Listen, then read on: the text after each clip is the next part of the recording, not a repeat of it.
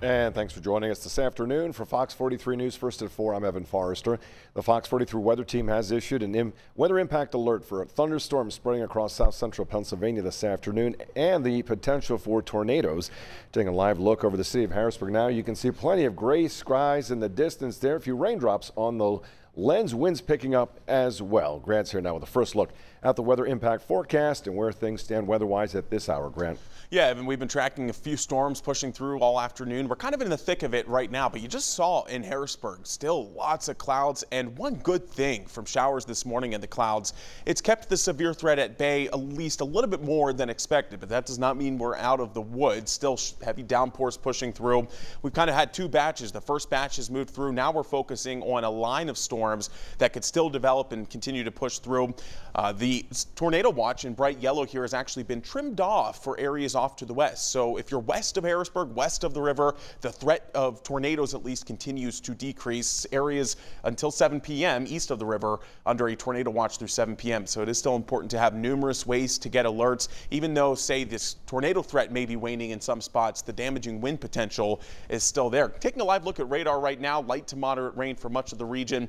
Some severe storms that were pushing through east of 83, York, Lancaster, Lebanon County, kind of have lost their punch a little bit, but we have seen isolated reports of ponding on the roadways, and those certainly could still be gusty at times. And notice now that we're heading into the early evening, this line here, the actual gust front, cold front itself, could pack a punch in terms of straight line winds, and that will continue to push east into our western counties through about 5, 6, 7 o'clock, and then after sunset pushing east. Notice the snow on the back end. We could see some flakes as a much colder air wraps in. The severe threat will wane this evening, and we'll go from the 60s to the 30s in a matter of hours. We'll have details on that coming up in a few minutes.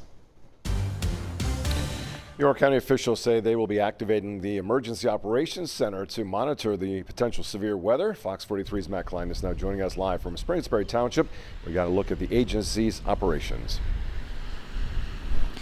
Well, Evan, what I can tell you right now, there's a lot of activity going on right now in the York County Office of Emergency Management. Around 25 people right now are coordinating with municipalities and first responders across the county after the agency activated its emergency response center around 2 o'clock this afternoon. County officials said they made the call to help coordinate response efforts in communities impacted by the severe weather this evening. Now, crew members will spend the evening monitoring weather radar, road conditions, and power outages throughout the county. Officials will also be monitoring all 911 calls that come into the Office of Emergency Management and providing municipalities with real-time data from this weather. York County Commissioner Julie Wheeler says she wanted to take any necessary precautions to protect people from severe thunderstorms and tornado warnings that are in the forecast. They are always looking at what's going on with the weather, what's going on with the current situation out in the community there.